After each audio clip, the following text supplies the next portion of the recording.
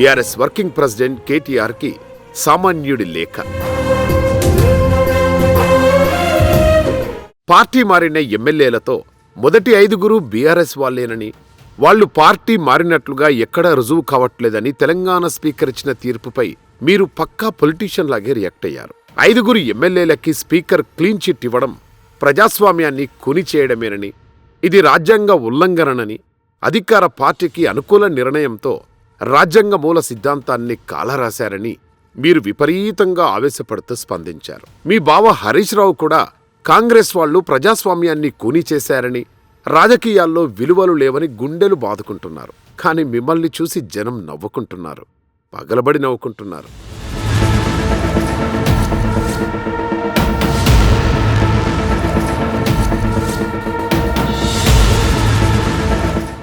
మీరేంటి ప్రజాస్వామ్యం గురించి, ప్రజాస్వామ్య విలువల పతనం గురించి, రాజ్యాంగం గురించి, రాజ్యాంగంలోని మూల సిద్ధాంతాల గురించి ఇలా విపరీతంగా బాధపడిపోతూ మీ ఎమ్మెల్యేలను కాంగ్రెస్ ప్రభుత్వం సంతలో గొడ్లలా కొనేసిందంటూ అసలు సమాజంలో విలువలెక్కడున్నాయి అంటూ బాధపడతారేంటి?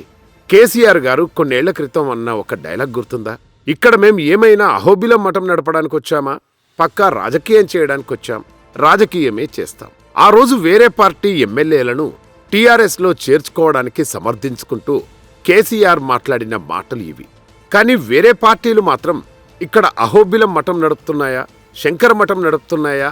అవి కూడా రాజకీయాలే చేస్తాయి, అవి కూడా మీలా తప్పుడు పనులే చేస్తాయి. మీరు అప్పుడు ఏం చేశారో 10 ఏళ్ల తర్వాత ఇప్పుడు కాంగ్రెస్ అదే చేస్తుంది. మీరు చేస్తున్నది తప్పు అని కాంగ్రెస్ని మీరు ఎలా నిలదీయగలుగుతారు? మీకేం నైతిక హక్కుంది? అప్పుడు మీరు చేసింది కరెక్ట్ అయినప్పుడు ఇప్పుడు కాంగ్రెస్ చేసేది కరెక్టే కదా. అసలు రాజకీయాల్లో నైతిక విలువలు ఉన్నాయా, ఉంటాయా? అసలు మీరు వాటిని బతకనిచ్చారా?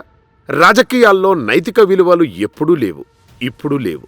ఉన్న కొద్దో గొప్పో విలువల్ని 2014-23 మధ్య 10 ఏళ్ల పాటు కేసీఆర్ నాయకత్వంలో మీ కుటుంబం పూర్తిగా నాకేసింది. విలువలు అనే మాట అసలు ఎక్కడా వినిపించకుండా చేసింది. మరిప్పుడేంటి? మీరు ప్రజాస్వామిక విలువల గురించి, రాజ్యాంగ విలువల గురించి మాట్లాడతారు.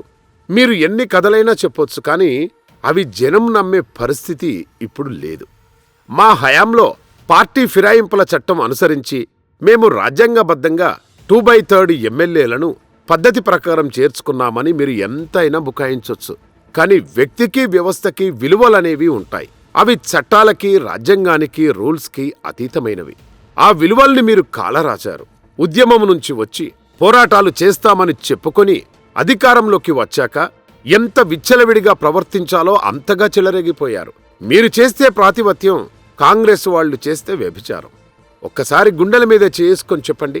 2014-2018లో మీరు గెలిచిన తర్వాత చేసిన అరాచకాలు, వేరే పార్టీ ఎమ్మెల్యేలను సంతలో పశువులను కొన్నది మీరు కాదా? వాళ్లను మంత్రుల్ని చేసింది మీరు కాదా?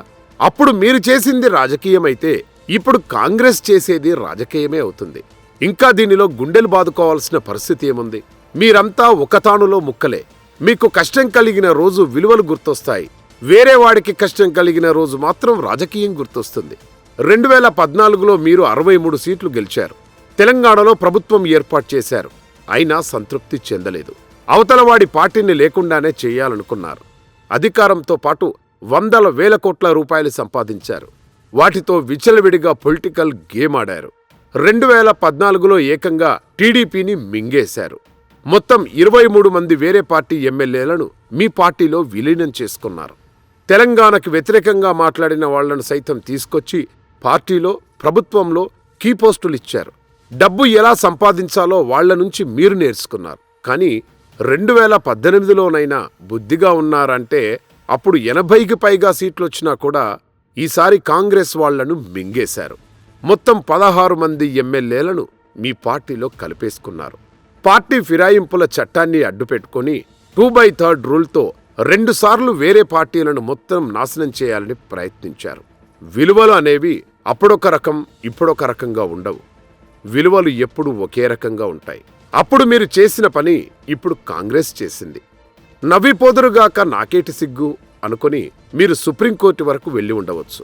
కానీ మీరు వాడిన ఫార్ములాలనే ఇప్పుడు ఇక్కడ తెలంగాణ స్పీకర్ ప్రయోగిస్తున్నారు. మీ ఎమ్మెల్యేలు పార్టీ మారలేదని ఆయన చెప్తున్నారు. నిజమేంటో ప్రజలకు తెలుసు, మీకు తెలుసు. కానీ ఎవరూ మీపై సానుభూతి చూపించరు. ఎందుకంటే 10 ఏళ్ల పాటు మీరు చేసింది ఇదే.